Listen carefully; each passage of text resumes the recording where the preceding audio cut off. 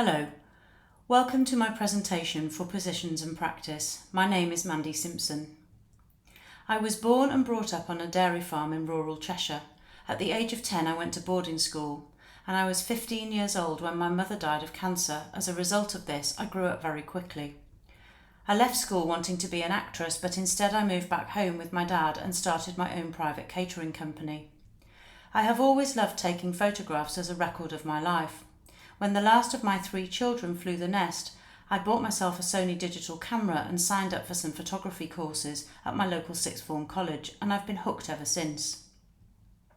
I began my digital photography career with landscape and nature images taken in Cheshire, but I found I craved a more lively subject and some human contact, so I headed to the city. There is a myriad of subjects in a city, and I go with an open mind with no agenda other than to find something spontaneous, a record of what is happening on that particular day. I began researching street photography by looking to the works of Saul Leiter for guidance and inspiration. His methods of looking through windows from the inside out seemed a good place to start. His images are painterly, simple, but visionary. Henri Cartier-Bresson's black and white street photography shows the importance of a fleeting moment in time.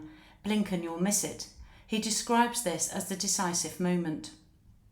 A patch of light, the edge of a shadow, a pool of water, or in the case of his Bullring series, the alignment of the sun on a spectacle lens is just the exact moment to press the shutter.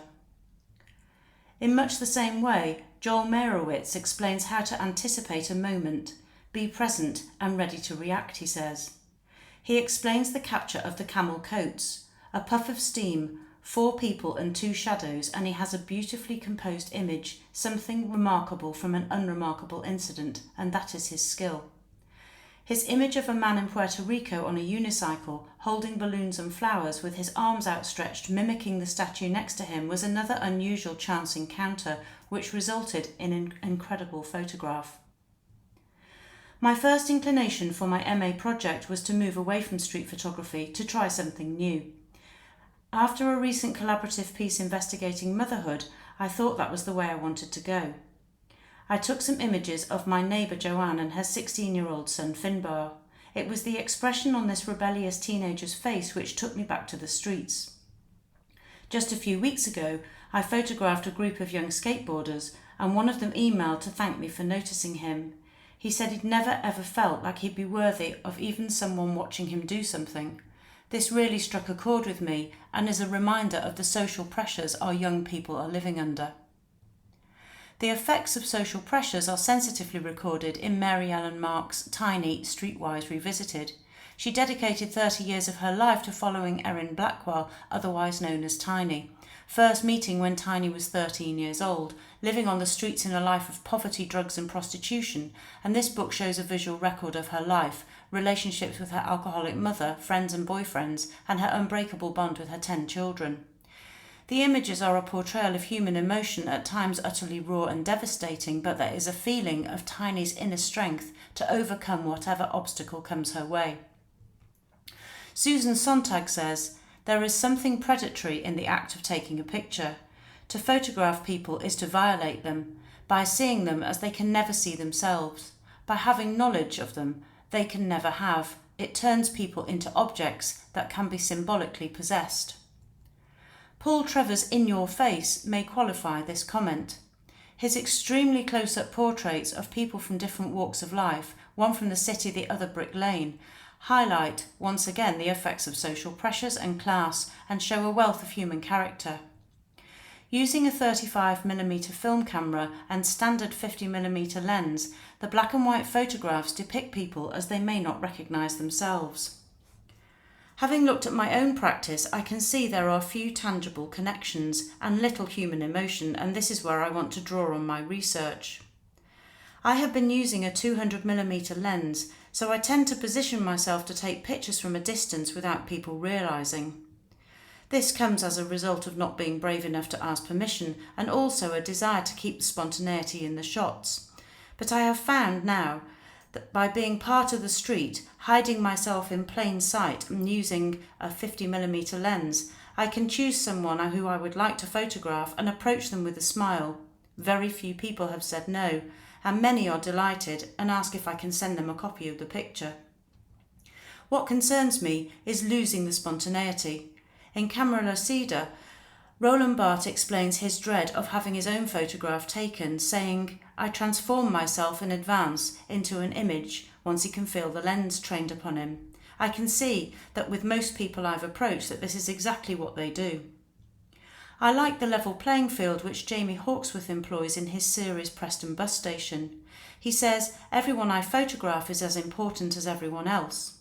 The series shows the daily commuters and illustrates the fact that he did ask people's permission for a shot, as this shines through his work. You can see a connection between him and his subjects through the poses in his images. My intention is to continue my research into Manchester, its streets and its people. Why Manchester? A few months before her death at the age of 45, my mum discovered to her immense shock that she had been adopted. Dad set about trying to find my mum's birth mother and discovered she was the daughter of a young woman from Urmston. He tried to find the house she was born in, but it had been demolished. There is very little hope of tracing my ancestors in Manchester, but I do feel a connection with the city through my mother and the fact that she died not knowing her roots. Shirley Baker's photographs in Without a Trace are a precious record of the poorest Salford and Manchester streets in the 1960s, before these streets were demolished. They show innocent scenes of mothers washing the steps and chatting, children playing games in the streets, and also the vandalism and chaos of a sometimes feral existence. It would be difficult to get the same style of images today, to wander around taking children's photographs without permission. You would be quickly reported to the police, but this is a social record of life at that time, and a reminder of where my mother may have originated from. I don't want to focus solely on the human aspect of the city. I've been following the work on Instagram of Ovidiu Solaru, a Romanian street photographer working in London. His striking photographs make great use of architecture and light, and I've enrolled on a one-to-one workshop with him in September, as I feel I have a lot to learn from him. His abstract work using slow shutter speeds is particularly effective. I am at the start of my own photographic journey, and I'm seeking for personal improvement and knowledge all the time. As well as researching through books, I use YouTube for technical and inspirational advice, particularly Eric Kim, who has the same camera as me, and Pierre Lambert.